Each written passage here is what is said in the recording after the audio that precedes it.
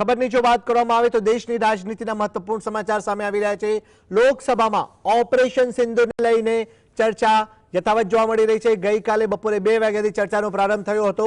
રાજનાથ સિંહે ચર્ચાની શરૂઆત કરાવી હતી। ત્યારે આજની વાત કરીશું। આજે પ્રધાનમંત્રી મોદી અને અમિત શાહ લોકસભામાં સંબોધન કરશે।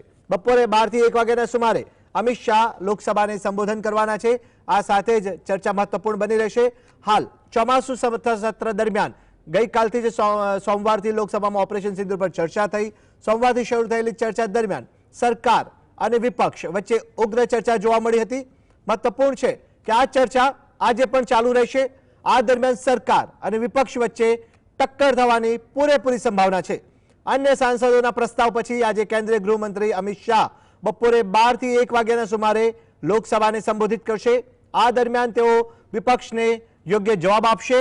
आ साथे ज प्रधानमंत्री नरेंद्र मोदी सांजे समापन भाषण आपशे। महत्वपूर्ण बाबत ए पण छे के लोकसभा बाद हवे राज्यसभामां आजथी पहलगाम हुमला अने ऑपरेशन सिंदूर पर चर्चा हाथ धराशे। राज्यसभामां ऑपरेशन सिंदूर पर चर्चा माटे फाळववामां आवेला कुल 16 कलाकमांथी कांग्रेस ने लगभग 2 कलाकनो समय फाळववामां आव्यो छे।